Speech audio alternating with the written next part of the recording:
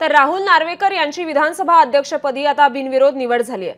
मवियाकडून कुणीही उमेदवारी अर्ज भरला नाही। दुपारी 12 वाजेपर्यंत उमेदवारी अर्ज भरण्याची शेवटची मुदत होती। उद्या पार पडणार आहे अध्यक्षपदाच्या निवडणुकीची प्रक्रिया। एकमेव अर्ज असल्याने राहुल नार्वेकरांच्या नावाची उद्या घोषणा होणार आहे। या संदर्भातले अधिकचे अपडेट्स देत आहेत आपले प्रतिनिधी वेदांत नेब।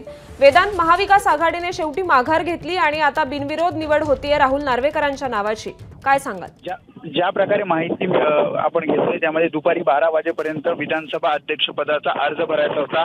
महाविकास आघाडीच्या नेत्यांनी या सगळ्या संदर्भात बैठक घेतली, चर्चा केली आणि त्यानंतर आपण विधानसभा अध्यक्षपदाचा अर्ज भरणार नसल्याचं महाविकास आघाडीच्या नेत्यांकडून सांगण्यात आलं। त्यामुळे महायुतीकडनं एकमेव अर्ज राहुल नार्वेकरांचा विधानसभा अध्यक्षपदासाठी आलेला आहे आणि त्यामुळे उद्या एक प्रकारे आपण बघतो की बिनविरोध ही निवड राहुल नार्वेकर यांची विधानसभा अध्यक्षपदासाठी होईल। उद्या त्याची घोषणा होईल।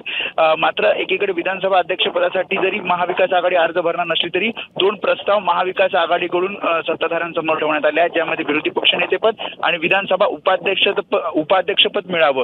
त्या संदर्भात नेमका काय निर्णय घेतला जातो, विधानसभा अध्यक्ष निवडीनंतर काय होतं ते बघावं लागेल। नक्कीच वेदांत, धन्यवाद आपण दिलेल्या सविस्तर माहितीसाठी। एबीपी माझा, उघडा डोळे बघा नीट।